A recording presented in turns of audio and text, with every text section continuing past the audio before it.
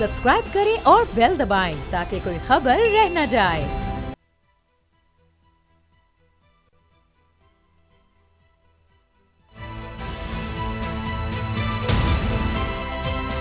अब पता चला। बिस्मिल्लाहिर्रहमानिर्रहीम, अस्सलाम वालेकुम। मैं हूं मोहम्मद उसामा गाजी और आप देख रहे हैं अब पता चला। खबर यह है कि जिन 13 जमातों ने महंगाई मुकाने के नारे पर हुकूमत ली थी, वो पीडीएम सरकार महंगाई का नया रिकॉर्ड बनाकर रुखसत हो रही है। इसीलिए मुश्किल फैसलों के तुर्कश से हुकूमत ने अवाम पर आखिरी तीर भी चला दिया है। पेट्रोल बम चलाने का ऐलान उसी इसहाक ने किया जिन्होंने डॉलर को 200 से नीचे लाना था, लेकिन इसमें वो बुरी तरह नाकाम हो गए तो उन्होंने जाते जाते पेट्रोल को डॉलर के मुकाबले में लाना ज्यादा बेहतर समझा। 20 रुपए इजाफे के बाद पेट्रोल की कीमत 273 रुपए हो गई है, जबकि डॉलर 290 रुपए तक पहुंचा हुआ है। हुकूमत के बकौल मुश्किल फैसले जरूरी हैं क्योंकि IMF से किए गए वादे जो निभाने हैं। वज़ीर आज़म शहबाज शरीफ कहते हैं IMF से किए गए वादों की खिलाफ वर्जी का सोचा भी नहीं जा सकता। जनाब वज़ीर आज़म, आप भूल गए कि एक वादा महंगाई ख़त्म करने का आपने अवाम से भी किया था, मगर अवाम और उनसे किए गए वादे की हैसियत आपके नज़दीक कुछ नहीं, क्योंकि अभी हुकूमत आपके पास है। आज भी सारे विफाकी वज़रा ये भाषण देते पाए गए कि मुल्क को डिफ़ॉल्ट से बचा लिया, मगर सादा और मासूमाना सवाल ये है कि इसका आवाम को क्या फ़ायदा। आम आदमी को समझ नहीं आती कि हुकूमत के पास झंडा लगाने के लिए तो 40 करोड़ रुपए हैं। सरकारी अफसरान को 2.5 अरब की गाड़ियों के तोहफे, सिर्फ और सिर्फ गाड़ियों के तोहफे देने के पैसे तो हैं, नहीं है तो सिर्फ आवाम को रिलीफ देने के लिए 1 टका नहीं। कड़वा सच है, मगर सच यही है कि इस हुकूमत ने गरीब के लिए जीना दुश्वार बना दिया है। रूखी सूखी खाना भी मुश्किल हो गया है। रही सही कसर बिजली के बिलों ने पूरी कर दी। शुगर मिलें हुक्मरानों की हैं और चीनी की कीमत भी आसमान पर पहुंची है। ये बहुत मुश्किल वक्त है, लेकिन ये मुश्किल वक्त भी गुजर जाएगा। हुकूमत जो सितम अवाम पर तोड़ रही है, अवाम इसका पूरा हिसाब इंतखाबात में लेंगे। फिलवक्त बात करते हैं कि पेट्रोल की कीमत बढ़ने के असरात क्या होंगे। अब तो ये भी पता चल रहा है कि गंदम भी मज़ीद महंगा होने वाला है। मगर बात करने से पहले आपको दिखा देते हैं जो आज हुक्मरान हैं। अभी ज़्यादा दूर की बात नहीं, अभी कुछ अर्सा कबल जब उनको हुकूमत की बहुत लालच थी तो क्या कहा करते थे महंगाई के बारे में, पेट्रोल की कीमत के बारे में। देखिए, सैयद मुज़म्मिल शाह मेरे साथ हैं। मुज़म्मिल, वो जो सस्ता पेट्रोल रूस से आना था उसका क्या हुआ? अभी तो हमने मिट्टी निकालनी है तो 6.1 ट्रिलियन डॉलर निकल आने हैं, उसके बाद क्या पेट्रोल सस्ता हो जाएगा? देखिए, इसमें तो वो रियलिस्टिक इतना था ही नहीं। मतलब मैंने कोई आज से 1 साल पहले एक मोनोलॉग किया था, उसमें भी डिस्कस हुई थी ये चीज़, लेकिन सबसे बड़ा इशू ये था कि जिस तरह से उसको एग्जैजरेट करके बताया गया कि इसके बाद तमाम मसाइल पाकिस्तान के एनर्जी कंजम्पशन के ख़त्म हो जाएंगे, तो वो अटरली डिसऑनेस्ट तरीक़ाकार था। उसकी वजह यह है कि सबसे बड़ा जो मसला है वो है आपके पास फ़ॉरेन करेंसी के ना होने का। उसकी वजह यह है कि डॉलर्स में या आपकी लोकल करेंसी में रशिया जो है वो पेमेंट एक्सेप्ट करता नहीं है। तो आपको या युआन चाहिए या रूबल चाहिए, दोनों आपके पास है नहीं। एक बार तो आपने शिपमेंट की पेमेंट कर दी जो भी आपने कहा है, और उसमें भी तफसील कोई सामने नहीं आई कि किस टर्म्स के ऊपर आपने ये तेल लिया, कितना डिस्काउंट मिला, या फिर ये कितने अरसे तक आता रहेगा और कितनी रेशो के अंदर इसको हम रिफ़ाइन कर सकते हैं। मुसद्दिक मलिक साहब ने एक इंटरव्यू में ये बात की है कि तकरीबन 15 से 20% सिर्फ रिफ़ाइन होता है, उसके अलावा बाकी सारा अरेबियन लाइट के अंदर डाल के उसको मिक्स करते हैं, क्योंकि वो जो हार्ड ऑयल है उसको रिफ़ाइन करने की टोटल कैपेसिटी पाकिस्तान में नहीं है। अब जब भी ये पॉइंट उठाओ तो ये कहते हैं कि नहीं हो सकता रिफ़ाइन, लेकिन बाद में किया कितना, 15 से 20%। तो उस पर ये कॉस्ट इफेक्टिवनेस जो हम चाह रहे थे कि आ जाएगी, वो कैसे होगी जब सिर्फ 20% यूज़ भी नहीं है उसका, और साथ साथ करेंसी भी नहीं है आपके पास। तो ये तमाम दावे, ये तो अब जो हुकूमत में आने के बाद भी जो झूठ इन्होंने बोले कि जी हम कम करें, ये रूस का तेल आ रहा है, अब आ रहा है, वो सस्ता होगा, लेकिन जो इससे पहले ये कहते रहे, जो हमने सुनवाया है, इतने दावे। मुझे वो याद है शहबाज शरीफ कहते हैं 70 रुपए फिल फॉर कम कर दें और जानिए आप पर कोई असर नहीं पड़ेगा। वो आपको याद है शहबाज शरीफ साहब के बड़ा स्टेटमेंट था उस वक्त, और उस वक्त गालिबन 160 के अराउंड था। हाँ जी, तो ये क्यों इस तरह की बात करते हैं? जब या तो ये कहें कि जनाब उस वक्त पेट्रोल बम था, आज हम सहूलत दे रहे हैं, तो वही काम उस वक्त गलत था जब आप अपोजिशन में थे, आज वो सही कैसे हो गया? कम से कम ये दो नंबरियां तो बंद करें। देखिए, पॉलिटिकल स्लोगन्स हैं सिर्फ ये जो दावे होते हैं ना कि बम गिरा दिया है, हम आएंगे तो कम कर देंगे, इसमें से बात सिर्फ वही है कि क्या आपके हाथ में इकॉनमी है, क्या आपके हाथ में बिजली की कीमत कम करना है, गैस सस्ती करना है, पेट्रोल सस्ती करना है? नहीं है।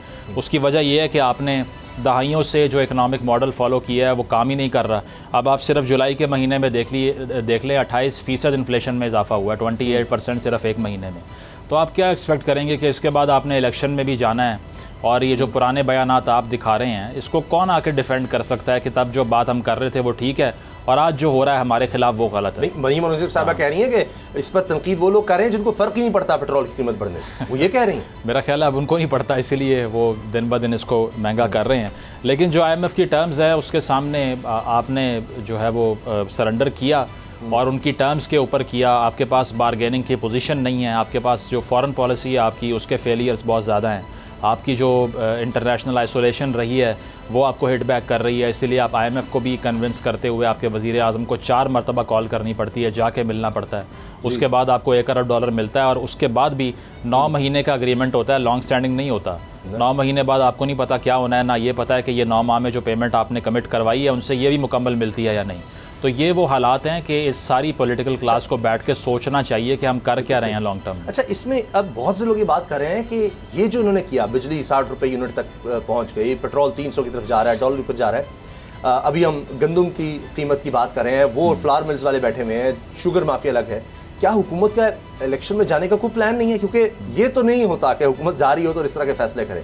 सिद्दीक जान, आप क्या कहते हैं? बहुत से लोग कह रहे हैं कि असल में हुकूमत ने अब इलेक्शन करवाए इसलिए ये महंगाई वो या पेट्रोल महंगा हो रहा है, बिजली महंगी हो रही है, कोई मसला नहीं।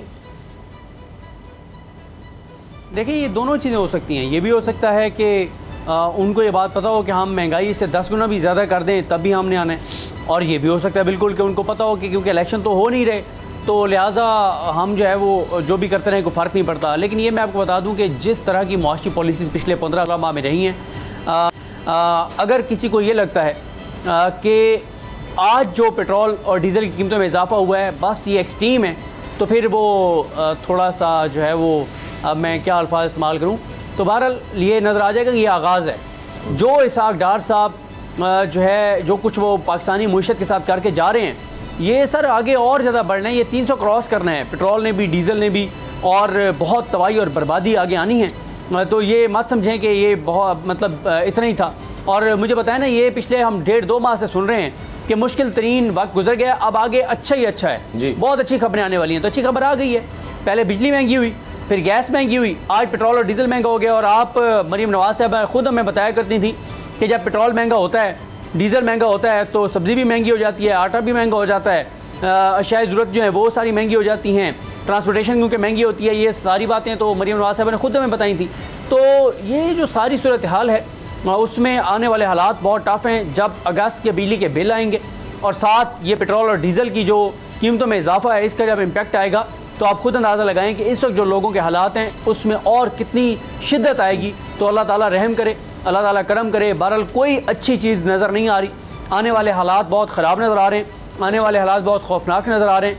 और पता नहीं इस मुल्क के गरीबों का क्या बनेगा, किधर वो जाएंगे, जिनके घरों के बिल जो है, जिसकी 28,000 तनख्वाह है उसका 30,000 बिल आया हुआ है, किसी का 22,000 बिल आया हुआ है, और जो जिस घर में कोई एक AC चलता है उस घर के अभी बिजली का बिल 50,000 आया हुआ है। और मैं दोबारा ये अर्ज़ कर रहा हूँ कि मसला ये नहीं है कि इतने बिल आए हैं, सर ये आगाज़ है, आगे और शदीद होगा। ये तो भी बहुत सारी चीज़ें पेंडिंग रख के जा रहे हैं निगरान सेटअप के लिए ताकि वो आके करें, तो ये इसी तरह से बढ़ता चला जाएगा। बहरहाल ये है कि 15-16 माह में इन्होंने बहुत अच्छा किया, इनका बड़ा फोकस रहा जिन इशूज़ पर, वो सारे हल हो गए, तमाम करप्शन केसेस माफ़ हो गए हैं, तमाम NRO मिल गया, आइंदा के लिए कानून साजी ऐसी कर ली कि कोई करप्शन लूटमार को पकड़ ना सके, और तमाम इश्तिहारी फरारी मफरूर भगोड़े सब पाकिस्तान वापस आ गए हैं सिवाय एक इश्तिहारी के।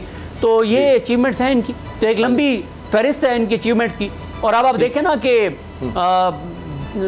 जो वाक़या हुआ है वहाँ पे बाजोड़ में, उसके बाद आपने फजल रहमान साहब का रात बयान सुना होगा, वो फिर रियासती इदारों को ललकार रहे हैं। तो भाई आप ये बताएं ना कि 16 माह में आपको अल्लाह ताला माफ़ करे किसी इंसान की जान नहीं जानी चाहिए, लेकिन अब आपके अपने जलसे के ऊपर हुआ है तो आज आपको धमकियाँ याद आ गई रियासती इदारों को देना।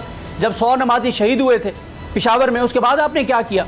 आपकी ये जो निगरान हुकूमत है वो तो है ही JUAF की हुकूमत, जिसने करप्शन और लूट मार के सारे रिकॉर्ड तोड़ दिए हैं। आज आपको बड़े रियासती इदारों को धमकियां दे रहे हैं, आपको पाकिस्तान की सिक्योरिटी भी याद आ गई है, आपको इंसानियत भी याद आ गई है, आपको लोगों का तहफ़्फ़ुज़ भी याद आ गया है। बाकी 16 माह में कोई एक अवामी इशू के ऊपर आपने इजलास नहीं किया। एक बार फजल रहमान साहब इस बात पर नाराज़ नहीं हुए कि महंगाई क्यों कर दी, एक बार वो इस बात पर नाराज़ नहीं हुए कि अवाम के साथ आप क्या कर रहे हैं, कोई एक इजलास अवामी इशू पे नहीं हुआ। तो बात यह है कि आज आपको याद आ गया, आप कह रहे हैं कि बहुत जो है ना, एक इंसान की जान भी जाना अल्लाह ना करे, अल्लाह ना करे। पूछो उनकी फैमिली से क्या गुजरी होगी इनके। मौलाना फजल रहमान साहब तो यहाँ पे AC कमरे में बैठ के ताज़ियतें वसूल कर रहे हैं। तो जाए ना वहाँ पे, जनाजे में क्यों नहीं गए, वहाँ पे जाते क्यों नहीं है, लोगों से मिलते क्यों नहीं है? और आप अपनी निगरान हुकूमत को क्यों नहीं पूछते कि उन्होंने पिछले 15-16 जब से वो आए हैं उन्होंने किया क्या है अवामी इशूज़ के ऊपर, सिक्योरिटी के मामला के ऊपर, पुलिस को किन कामों में आपने KPK में लगा रखा है? तो ये वो चीज़ें हैं जिस पर थोड़ा सा एहसास होना चाहिए। लेकिन बहरहाल आने वाले दिन जो हैं वो बहुत टफ है और सिवाय अल्लाह ताला से दुआ के और कुछ नहीं किया जा सकता। कि जो बात आप कर रहे हैं इसके बाद मैं देख रहा था लोग तो अब ये कह रहे हैं कि जी शहबाज शरीफ साहब कह रहे हैं कि उनकी तस्वीर लगाकर लोग बात कर रहे हैं, हम मुश्किल वक्त से निकल गए, अवाम निकल कर दिखाए। तो वो उनका निकलना तो सदीक जान की बातों से लग रहा है कोई आसान नहीं। लेकिन मुज़म्मिल, जिस तरह से हम देख रहे हैं कि आने वाले दिन अगर मज़ीद इस तरह के होते हैं तो क्या हुकूमत ये कह सकेगी जी हमने तो कुछ ऐसा नहीं किया, ये निगरान सेटअप में सारा कुछ हो गया? देखें, ये तो निगरान सेटअप के अब आने में बकौल इनके तो सिर्फ 8-10 दिन बाकी रह गए हैं या 12 दिन रह गए हैं, अगर तो टाइम पे करना हुआ उसको। तो उससे बिल्कुल पहले ये पेट्रोल की कीमत बढ़ा देना, अब मुझे नहीं पता कि इसकी लॉन्ग टर्म इंटरप्रिटेशन क्या है, लेकिन शायद यही सिग्निफाई करता हो कि बाद में इससे भी सख्त फ़ैसले होने हैं और कुछ शेयर हमारे ऊपर आ जाए, कुछ उनके ऊपर आ जाए। लेकिन ओवरऑल सूरत हाल जो है वो इंतहाई तशवीशनाक इसलिए कि एक तो दहशत गर्दी आप फेस कर रहे हैं जो रिपीटेडली पाकिस्तान में तकरीबन 70% इजाफा हुआ है दहशत गर्दी में 2021 के बाद से, जब से वहाँ पर तालिबान हुकूमत आई है। और कैजुअल्टीज़ में तालिबान हुकूमत के आने के बाद से 138% का इजाफा है, 138% इंक्रीज़। तो आपने सारे स्टेक्स एक हुकूमत के ऊपर डाले, आपने ये कहा कि अब मामला ठीक हो जाएंगे और हुआ इस तरह से कि 140% आपके शहरियों की जानें मज़ीद गईं। तो पहले तो उन लोगों का एहतसाब कीजिए जिन्होंने इस पॉलिसी का इंतखाब किया और जिन्होंने कहा कि ये सेफ़ है, इन पे आप अपने सारे पत्ते खेल दें। और अब ख्वाजा आसिफ साहब जो उस रोज़ ट्वीट कर रहे थे कि आपकी तमाम ताकतें एक तरफ होंगी, अफ़गानिस्तान में हुकूमत को उल्टा दिया गया और ये हो गया वो हो गया, आज वो कह रहे हैं कि हमारे भाइयों ने छुरा घोंप दिया हमारी पीठ में और हमारे साथ भाईचारे का रिश्ता नहीं निभा रहे। तो क्या उनको पहले इल्म नहीं था कि उनकी आइडियोलॉजी क्या है? क्या उनको नहीं पता था कि वहाँ पर जो हुकूमत आ रही है उसके बाद माजी में क्या होता रहा है, अब वो दोबारा रिपीट नहीं होगा? तो जब आपके डिफेंस मिनिस्टर का उस वक्त एक जो रोल रहा है, जिस तरह का उन्होंने बयान दिया उस वक्त, और अब आकर वो कह रहे हैं हमें इल्म नहीं था इस बात का, तो इनसे पूछना चाहिए कि आप इतनी पावरफुल पोजीशंस में बैठे हुए हैं, आपको कुछ पता नहीं होता कि अगले साल क्या होना है, या फिर आपकी जो फॉरेन पॉलिसी जिसका आपने इंतखाब किया उसका ब्लो बैक क्या होगा? इसी तरह आप ये गंदम की सूरत हाल देख लें, स्मगल होती रहेगी, एक एग्रीकल्चरल इकॉनमी है, उसके बावजूद यहाँ पर गंदम का फुकदान हर साल हम देखते हैं ये बढ़ता जा रहा है। जबकि नवंबर दिसंबर में बहरान आएगा। बिल्कुल, हालांकि पाकिस्तान के पास दुनिया का सबसे जो है वो पुराना कनाल सिस्टम मौजूद है, एग्रीकल्चरल जो है वो एक अच्छा खासा लैंड है हमारे पास, लेकिन साथ साथ गंदम जो है वो बाहर से मंगवानी पड़ रही है। इसके अलावा आप डॉलर का फ़्लो नहीं रोक सकते, वो बाहर चला जाता है। आप चीनी को नहीं रोक सकते, शुगर मिल्स का अपना माफिया बना हुआ है। अभी एक्सपोर्ट खुद की इस हुकूमत ने आकर की वो की और कहा कि जी बड़ी वाफिर हमारे पास चीनी है। अभी तक जो रेट है वो डिसाइड नहीं हो रहा, फ्लोर मिल मालिकान जो हैं वो उनसे आपकी बात नहीं हो पा रही। तो कोई भी आके स्टेट को, कोई भी आके गवर्नमेंट को, PDM की हुकूमत को आके ब्लैकमेल कर लेता है। तो इतनी कमज़ोरी के मामलात अगर आपके हैं, आपके पास इख्तियार है ही नहीं, तो फिर आपको हट जाना चाहिए था। अगर गवर्नमेंट आपने लिया, ना आपसे महंगाई कंट्रोल हुई, ना आपसे दहशत गर्दी कंट्रोल हुई। KP के अंदर किसकी हुकूमत है इस वक्त? गवर्नर साहब बैठकर बयान दे रहे हैं, किसी को नहीं पता कि इनकी आइडियोलॉजी क्या है या किस चीज़ को रिप्रेजेंट कर रहे हैं। तो क्या वहाँ पर दहशत गर्दी को हम रोक सकते हैं? एक छोटा सा बच्चा जिसकी 12 साल उम्र थी वो इसी जलसे में मौजूद था, 7 बहनों का इकलौता भाई था और चिप्स बेचने के लिए आया था। उसकी तस्वीरें सोशल मीडिया पर देखी नहीं जा रही इस वक्त। ये सूरत हाल है। कौन जवाब देगा उसकी जाके वालिदा को कि क्या किस लिए जान गई है इसकी? कोई जान देने के लिए वो गया था वहाँ पे या रोज़गार के लिए गया था? तो ये वो सूरत हाल है जिस पे अब भी अगर होश के नाखून ये नहीं लेते कि वहाँ पर जो सूरत हाल हम देख रहे हैं, जिस तरह वहाँ पे हर महीने दहशत गर्दी के वाक़यात बढ़ रहे हैं। कल को आके अब दाइश खुरासान ने इसकी ज़िम्मेदारी कबूल की है, जिसका 4000 फ़ाइटर है।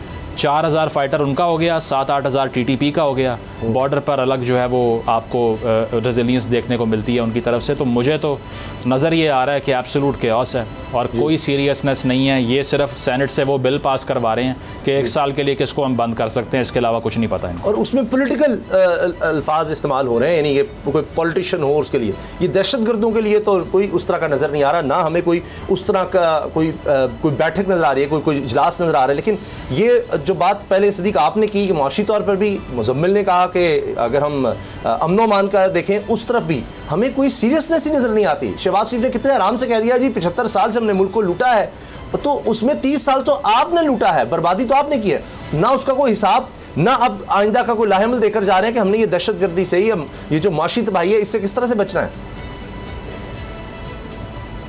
देखिए इनका ये जिस मकसद के लिए आए थे या जिस मकसद के लिए इनको लाया गया था, उसके बाद उन्होंने वो मकसद तो पूरा किया है। जिस तरह की कानून साजियाँ ये कर रहे हैं, जिस तरह से इन्होंने डिलीवर किया है, जिन चीज़ों पर इनको डिलीवर करना चाहिए था, और बार बार आपको हर प्रोग्राम में अपने देखने वालों को याद कराना पड़ता है कि शहबाज शरीफ साहब की सबसे अच्छी बात क्या बताई गई, क्यों उनको वज़ीर-ए-आज़म बनाया गया। बताया गया कि जी वो सबसे अच्छी बात यह है कि ताबेदार बहुत हैं, सर झुकाते हैं, डांट खाते हैं, सॉरी सर कहते हैं और आइंदा गलती ना दोहराने का अज़म करते हैं, और ये उनकी सबसे बड़ी क्वालिटी है। तो उस क्वालिटी में तो वो पास हैं, उसमें तो 100/100 नंबर हैं। और दूसरा उनका जो था मकसद वो यही था कि उन्होंने अपने करप्शन केसेस ख़त्म करवाने हैं, वो उन्होंने ज़बरदस्त तरीके से करवाए।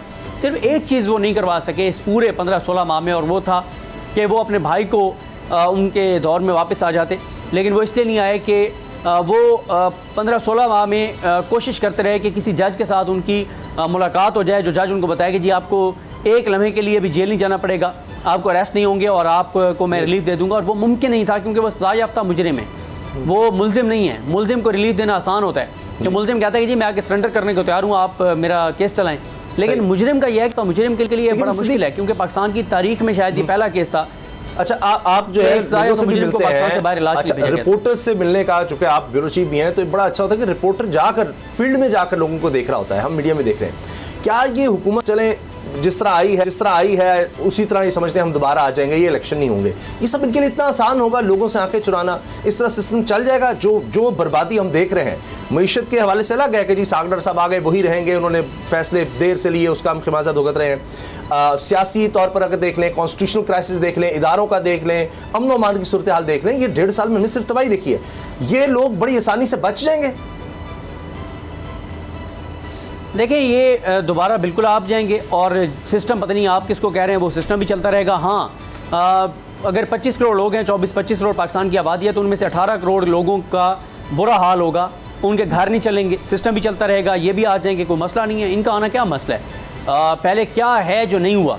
मैं आज कहीं था तो मैंने कहा कि इलेक्शन होते हुए उन्होंने कहा 90 दिन की रिक्वायरमेंट है। मैंने कहा आइन में लिखा हुआ है, तो मैंने कहा आइन में तो और भी बहुत कुछ लिखा हुआ है, तो जो कुछ हो रहा है सब तो आइन के मुताबिक हो रहा है। ये जो निगरान हुकूमतें पंजाब और KPK की आइन के मुताबिक हैं, तो आइन शाइन कहीं नहीं है सर, कानून शानून कहीं नहीं है, अखलाकियात कायदे कुछ नहीं है, इनका कोई मसला नहीं है। याद है यहाँ पर पेश होते बनते देख रहे हैं, ये हमने जिंदगी में भी नहीं देखा और सुना, बहुत तेजी से, पता नहीं अभी चंद दिन है उसमें कितने केस बन सकते हैं। ये तो लगता है कि शायद 10-10 साल में इतने हमने कानून बनते नहीं देखे जितने 10 घंटे में बन जाएंगे।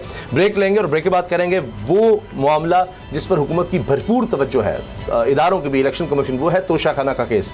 आज उसमें क्या अहम डेवलपमेंट हुई है और इसके आइंदा असरात क्या हो गए। बहुत से लोग समझ रहे थे शायद आज फैसला आ जाएगा, लेकिन ऐसा नहीं हुआ। क्यों? ब्रेक के बाद बात करेंगे। अब पता चला। हुकूमत भरपूर तवज्जो दिए हुए है, और जिस दिन से हुकूमत आई है हमने देखा इतनी प्रेस कॉन्फ्रेंसेस और किसी मामले पर नहीं हुई होंगी जितनी तहरीक इंसाफ के मामलात पर प्रेस कॉन्फ्रेंस हुई हैं, जितने इजलास हुए हैं, जितनी स्टेटमेंट्स आई हैं। इन्हीं में एक तोशाखाना केस है जो हम पिछले 1.5 साल से सुन रहे हैं, लेकिन अब उसमें बहुत ज़्यादा तेज़ी आई। ये भी कहा गया कि शायद आज फैसला ही आ जाए। बहुत से लोग कह रहे थे कि ये तो जी अब हो ही नहीं सकता कि आज फैसला ना आए बस। और जज साहब ने भी जब इमरान खान साहब को बयान के लिए बुलाया, उन्होंने कहा जी आपको सवाल हम पूछ रहे हैं, आपकी मर्ज़ी है जवाब देना ही नहीं देना, यानी वो पूरी तरह तैयार थे। लेकिन अब ये फिर कहा जा रहा है सिद्दीक के शायद कुछ दिन लग जाएँ। ऐसा क्या हुआ आज? जी सिद्दीक, आज अदालत में ऐसा क्या हुआ है कि अब ये कहा जा रहा है कि शायद अभी कुछ दिन और लग जाएंगे, केस अभी लंबा चल सकता है? देखें, मामला यह है कि आज 342 का बयान चेयरमैन PTI का रिकॉर्ड हो चुका है, और उनकी जानिब से आप कुछ अपने हक़ में अगर वो गवाह पेश करना चाहते हैं तो उन गवाहान की वजह से जो है वो 2-3 दिन और लग सकते हैं। लेकिन मसला ये है कि अगर वो गवाहान की लिस्ट नहीं देते कल, तो फिर कल भी इसका फ़ैसला जो है वो आ सकता है। लेकिन अब ये तोशाखाना केस 3 फोरम्स के ऊपर है। एक ट्रायल कोर्ट में है जहाँ पे ट्रायल तेज़ी से जारी है और वहाँ पे 2 से 3 समाअतों का काम रह गया है, और अगर वो गवाह लेके आते हैं, ज़्यादा लेके आते हैं, फिर थोड़ा सा टाइम उनको ज़्यादा मिल जाएगा। दूसरा मामला है इस्लामाबाद हाई कोर्ट में, जो उन्होंने ट्रायल कोर्ट के जितने भी फैसले उसके दायरा इख्तियार समाअत, जज साहब के ऊपर जो उनके इल्ज़ामात हैं, उनकी बायसनेस, उनके जो सारे मामलात हैं, जो एक मेन जो विटनेस है उसके दस्तखतों में फ़र्क, ये सारी चीज़ें जो हैं वो कोई 7 से 9 अपीलें और दरखास्तें जो है वो इस्लामाबाद हाई कोर्ट में हैं, लेकिन वो पेंडिंग हैं। उनके ऊपर किसी एक के ऊपर कोई भी फैसला chief justice Islamabad high court ने नहीं किया।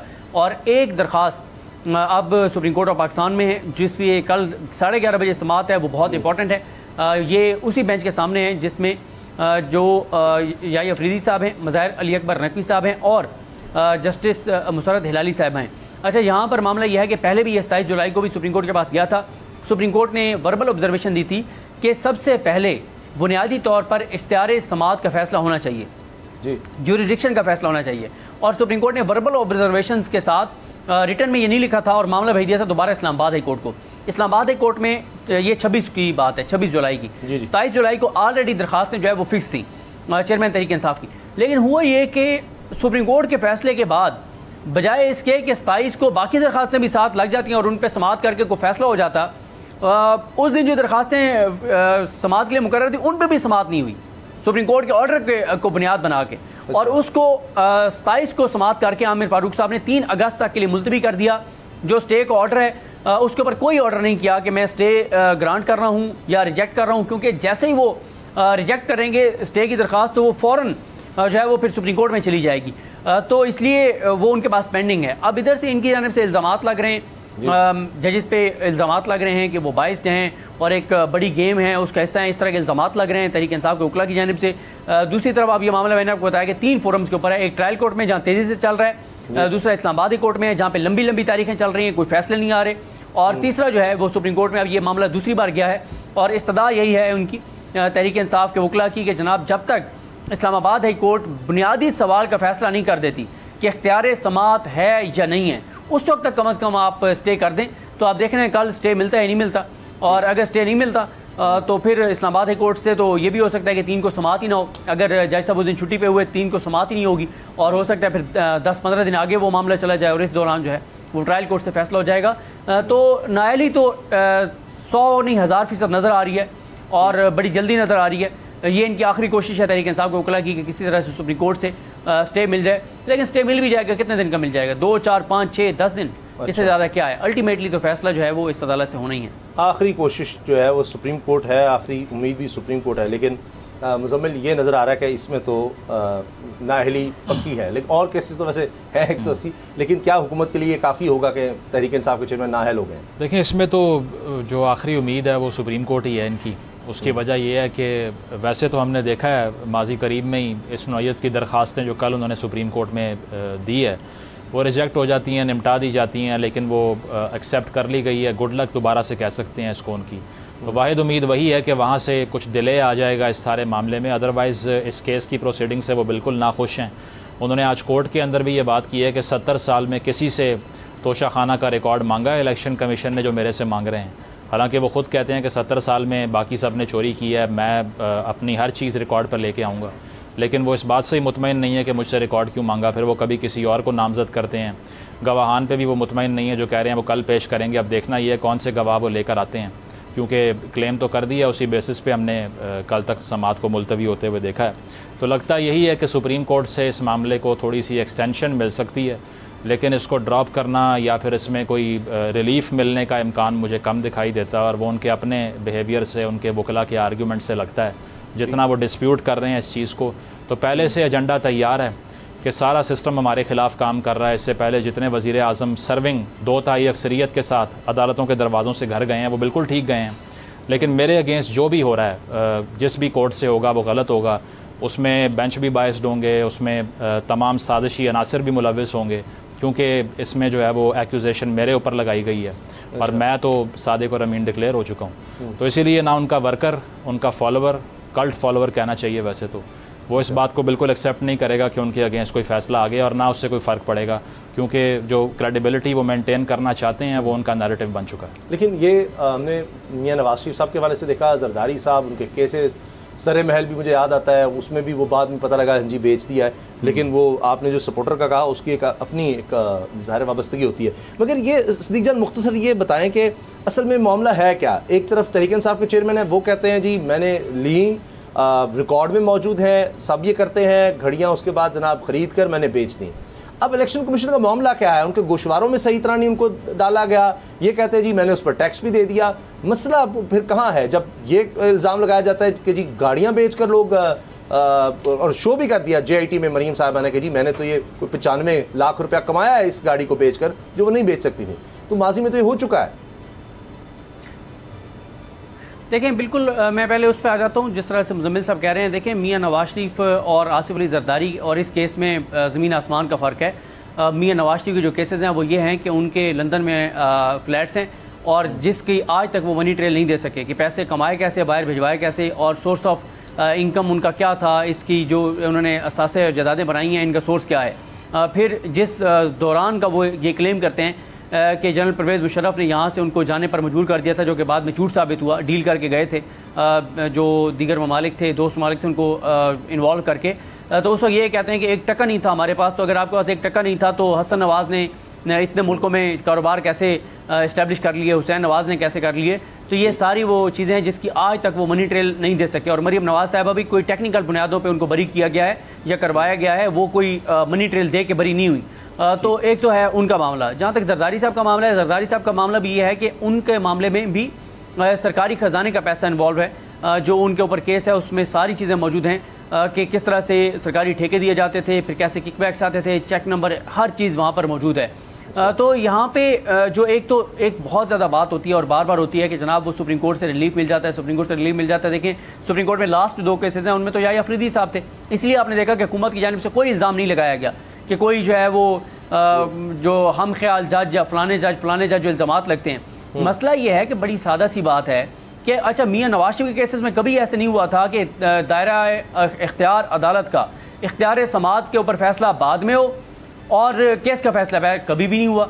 बल्कि शायद मैंने कम अज़ कम जो जब से मैं रिपोर्टिंग कर रहा हूँ मैंने कभी नहीं देखा कि किसी अदालत के दायरा इख्तियार या इख्तियार समात पे फैसला बाद में हो और वो अदालत फैसला पहले सुना दे। ये तो बुनियादी यानी किसी का एवरेज IQ लेवल भी है तो वो आपको बता सकता है इसमें कि पहले फोरम का डिसाइड होगा कि इस फोरम का इख्तियार है। सीनियर साफियां रिपोर्टर हैं और वो आप भी जानते हैं कि वो कोई लगी लिपटी नहीं रखते। वो तनकीद भी बहुत शदीद की उन्होंने तहरीक इंसाफ के चेयरमैन पर।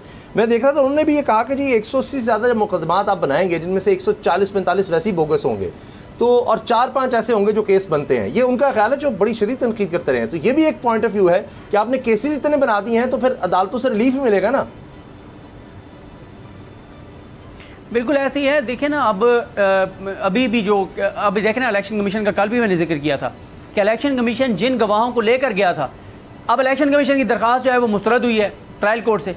इलेक्शन कमीशन ने उसको चैलेंज ही नहीं किया हाई कोर्ट में। तो यहीं से आप देखें ना इलेक्शन कमीशन का कॉन्फिडेंस देखें, जिस तरह से इस हुकूमत का कॉन्फिडेंस है ना कि आप आसमान पे पहुंचा दें। आसमान पे तो पहुंच ही चुके हैं महंगाई कि आप पेट्रोल 300 पे कर दें, डीजल 300 पे कर दें, लोगों को तबाह कर दें, बर्बाद कर दें, लोगों के लिए एक टाइम का खाना मुश्किल कर दें, खुदकुशियाँ आसान कर दें, जो मर्जी आप कर लें, आना आप नहीं है क्योंकि ऑप्शन कोई और नहीं है, हमने इक़्तिदार में आना है। इसी तरह से इलेक्शन कमीशन का भी कॉन्फिडेंस चेक करें। वो कहते हैं हमारी दरख्वास्त मुस्तरद हो गई है, फिर क्या हुआ, कोई मसला नहीं है, उन्होंने उसके ऊपर अपील ही नहीं की। अगर आपके वो 5 गवाह इतने इंपॉर्टेंट थे जिनके मुताबिक आप कह रहे थे कि इनके बगैर ट्रायल कंक्लूड नहीं हो सकता, आपकी वो दरख्वास्त मुस्तरद होती है, आप उसको चैलेंज ही नहीं करते हाई कोर्ट में, तो आपका क्या ऐसा कॉन्फिडेंस है? यानी आप अपनी ही दरख्वास्त में जो चीज़ कह रहे थे कि ये बड़े ज़रूरी हैं डॉक्यूमेंट्स और गवाह, उनकी रिजेक्ट होने पे आपने अपील ही नहीं की। तो यहाँ से मतलब फिर क्या, किस तरह से समझा जाए, किस तरह से चीज़ें देखी जाएँ? और फिर जैसे मैंने आपको अर्ज़ किया कि वही वकील जो शरीफ खानदान के करप्शन केसेस में वकील हैं वही इलेक्शन कमीशन के वकील हैं। क्योंकि ये एक शरीफ खानदान का एक पैटर्न ये तो है ना कि शरीफ खानदान के जो भी उनके मुताबिक उनके बुरे वक्त का जो साथी होता है फिर वो इक़्तिदार में आके उसको नवाजते हैं। आप इस वक्त देख लें जितने इनके करप्शन केसेस में वकील थे इस वक्त सब अच्छी पोजीशंस के ऊपर हैं या उनको करोड़ों रुपए के सरकारी केसेस मिले हैं। आप मुझे बताएं ना कि ये इलेक्शन कमीशन के जो केस लड़ रहे हैं अमजद परवेज साहब, आप क्या उसकी जो फीस है वो कोई सिकंदर सुल्तान राजी साहब अपनी जेब से देंगे या इलेक्शन कमीशन के मेंबरान अपने खजान अपनी ज़ाती जेब से देंगे? नहीं, वो आपके और मेरे टैक्स के पैसों से देंगे। और पता भी नहीं है कि पता नहीं कितने करोड़ उनको फीस देंगे, कितनी फीस देंगे, वो आपके और मेरे टैक्स के पैसों से देंगे। तो मसला ये है कि कुछ यानी आप गैर जानिबदार ना भी हों, कोई थोड़ा सा दिखावा तो करें ना कि यार हम गैर जानिबदार हैं। इलेक्शन कमीशन तो कहीं से गैर जानिबदार नजर नहीं आता।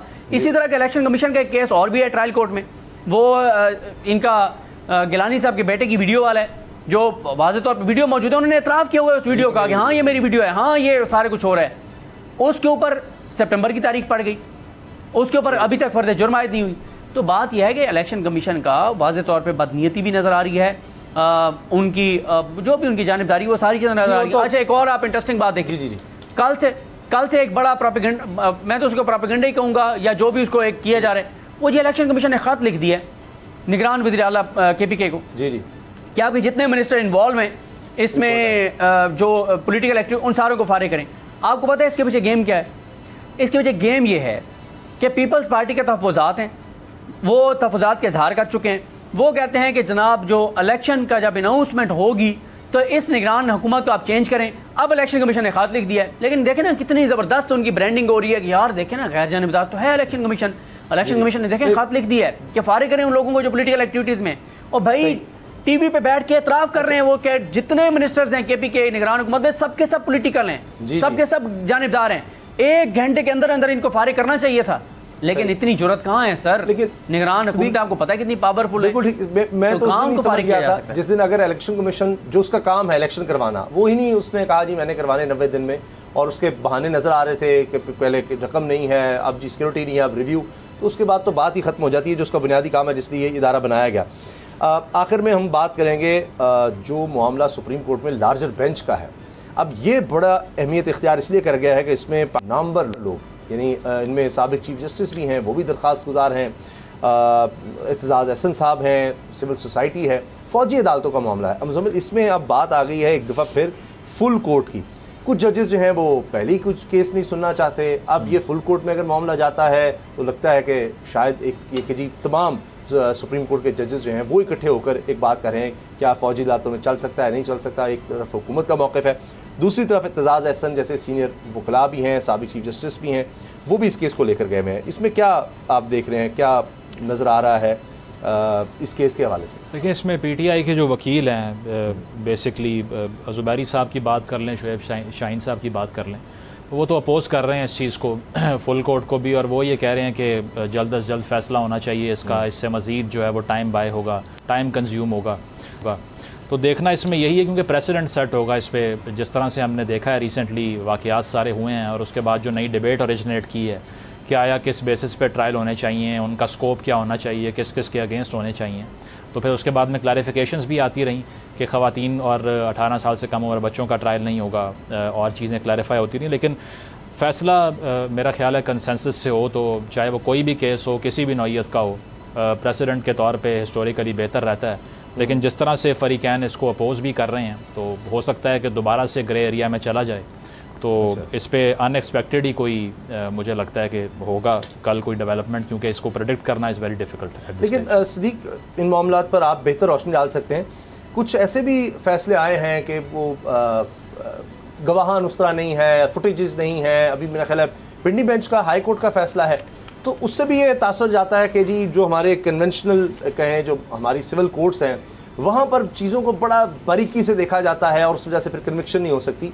तो ये यहाँ पर स्पीडी ट्रायल होगा, हमने माजी में दहशतगर्दों के खिलाफ भी देखा है, इसलिए ये अदालतें ज़रूरी हैं, हुकूमत का मौक़िफ़ ये है। लेकिन दूसरी तरफ हम देखते हैं इसको रद्द तो नहीं किया जा सकता, एतजाज़ साहब जैसे बड़े कादावर शख्सियत हैं, साबिक़ चीफ जस्टिस हैं जवाद ख्वाजा साहब, इस तरह के लोग हैं जो कह रहे हैं कि नहीं होना चाहिए। देखें हमारी प्रोसिक्यूशन का बहुत मसला है। आप मुझे बताएं ना कि 9 मई के बाद जो जितनी भी गिरफ्तारियाँ वो कब तक हो गई थी? तकरीबन मेरे ख्याल है 15 मई तक हो चुकी थी तमाम गिरफ्तारियाँ। जो हमें मिसाल दी जाती है कि फ़लाँ मुल्क में इस तरह से हंगामे हुए, उन्होंने रात को भी अदालतें लगाईं, फ़लाँ मुल्क में उन्होंने ये किया। हमारे आइन और कानून के मुताबिक जो हमारा अदालती निज़ाम है उसमें जो इस्दाद दहशतगर्दी की अदालत है उसने 1 माह में कंक्लूड करना होता है ट्रायल। मुझे बताएं 9 मई, 9 जून, 9 जुलाई और अब 9 अगस्त आने वाली है, 3 माह में हमारी प्रोसिक्यूशन जो है वो चालान ही पेश नहीं कर सकी अदालतों के अंदर। तो ये अब कोई प्रोसिक्यूशन को भी तो पकड़े, कोई इनको भी को लटकाए, उल्टा लटकाए ना इन प्रोसिक्यूशन को कि इतना बड़ा मुल्क के अंदर वाक़या हो गया और आप 3 माह होने को आप अभी तक चालान नहीं पेश कर सके, आप अभी तक एविडेंस नहीं पेश कर सके, अभी तक आप चीज़ें आगे नहीं बढ़ा सके। तो ये क्या मतलब, एक तरफ इतना संजीदा वाक़या, इतना बड़ा वाक़या जिस पर पूरी रियासत का फोकस है, और हालत ये है कि हमारी जो प्रोसिक्यूशन है पंजाब की वो अभी तक कोई ऐसे एविडेंस ही पेश नहीं कर सकी कि चालान जमा नहीं करा सकी। तो फिर इसलिए फिर ज़ाहिर है जितना डिले होता है उतने फिर शकूक व शुबात बढ़ते हैं। फिर दूसरा एक और जो मसला है ये फुल कोर्ट वाला, इस पर अब मामला ये है कि पहले अवेलेबल जितने जजेस थे उन पर मुश्तमिल 9 रुकनी बेंच बना था। काजी फैसल साहब और सरदार तारिक मसूद साहब ने उसको बेंच मानने से इनकार करते हुए उठ के चले गए थे। मंसूर अली शाह साहब पर एतराज़ कर दिया गया हुकूमत की तरफ से, वो भी अलग हो गए, 6 जजेस रह गए। अतर मिनल्ला साहब पता चला है कि वो पाकिस्तान में नहीं है, और बाकी जो जजेस हैं अब देखना ये है कि अगर, क्योंकि कुछ मशरूत हमायत भी की गई है, वो ये कहा गया है कि अगर जितने भी मिलिट्री कोर्ट में मुल्ज़मान हैं अगर उन सबको सिविलियन कस्टडी में दे दिया जाता है तो फुल कोर्ट बना दिया जाए। अब ये भी देखना होगा कि फुल कोर्ट अगर बनाना है तो काजी फैसल साहब तो बैठेंगे नहीं, सरदार तारिक मसूद साहब तो बैठेंगे नहीं, जो मंसूर अली शाह साहब पर एतराज़ हो चुका है ये 3 निकाल दें। बाकी जो जजेज़ हैं उनमें से अक्सरियत के ऊपर हुकूमत का एतराज़ है कि वो जो इनके मुताबिक वो उमर अता बंदियाल साहब के हम ख्याल हैं, उनमें ज़ाहिर है मोहम्मद अली मज़हर साहब हैं, शायद वहीद साहब हैं, अज़हर हसन रिजवी साहब हैं, अब जो नई जज साहब आई हैं मुसरत हिलाली साहब हैं। तो अब ये देखिए, मेरा ये ख्याल है कि ये कोई गलत मशवरा नहीं है कि फुल कोर्ट बना दी जाए, क्योंकि जो फैसल सिद्दीकी साहब का कहना ये था कि हुकूमत पहले भी उन्होंने सुप्रीम कोर्ट के फैसलों को नहीं माना इसी चक्कर में कि 4-3 था, 3-2 था, इस चक्कर में। और उनकी एक नज़र आ रहा है कि उनका जो तौहीन आमेज़ रवैया है शायद ही पाकिस्तान की तारीख में इस तरह से किसी हुकूमत का इस तरह से अदलिया के साथ रवैया रहा हो। तो उनका ये ख्याल है कि फुल कोर्ट बना दें, कल फैसला आ जाएगा, फैसला होगा तो उसके ऊपर इनकार कल 11:30। सही है, ठीक है, कल तक देखते हैं जी इस पर क्या होता है। सुप्रीम कोर्ट में 11:30 बजे तहरीक इंसाफ के चेयरमैन की भी दरख्वास्त है तोशाखाना ट्रायल रोकने के लिए, तो कल का दिन अदालती मामलात के लिहाज से बड़ा अहम है। इजाज़त दीजिए, अल्लाह हाफ़िज़। अब पता चला। अगर आपको ये वीडियो पसंद आई तो सब्सक्राइब करें और बेल पर क्लिक करें। डिजिटल लोन स्कैम, आवाम को कर्जों के जाल में फंसाकर लूटने वाले भेड़िए बेनकाब। बोल की काविशें बराबर साबित हो गईं, ऑनलाइन कर्ज माफिया के गिर्द घेरा तंग हो गया है। बोल ने दिया अपने आवाम का साथ, उठाई इस स्कैम के खिलाफ आवाज। बोल की डिजिटल लोन स्कैम के खिलाफ आगाही मुहिम की सबसे बड़ी ट्रांसमिशन 59% आवाम ने देखी अपनी स्क्रीन पर, क्योंकि बोल है पाकिस्तान का नंबर 1 न्यूज चैनल। सब्सक्राइब करें और बेल दबाएं ताकि कोई खबर रह न जाए।